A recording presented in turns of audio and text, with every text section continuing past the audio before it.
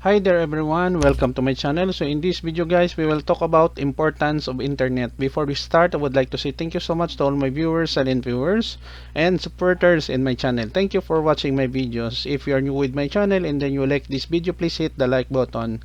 Don't forget to share and please support my channel guys if you are new by clicking the subscribe button. So let's begin. Importance of internet. Internet is one of the most useful technological advancement that we have uh, learned and used in everyday lives. So the internet is incredibly important for several reasons. Number one, global communication. It connects people worldwide, enabling instant communication through email, messaging, and social media. Number two, information access. It provides access to vast amounts of information on almost any topic imaginable, facilitating learning and research. Number three, commerce in business. It supports e-commerce, allowing businesses to reach global markets and consumers to shop conveniently online. Number four, education.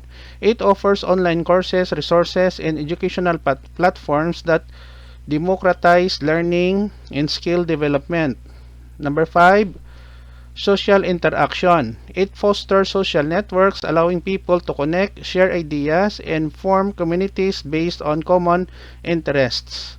Number six, innovation and collaboration.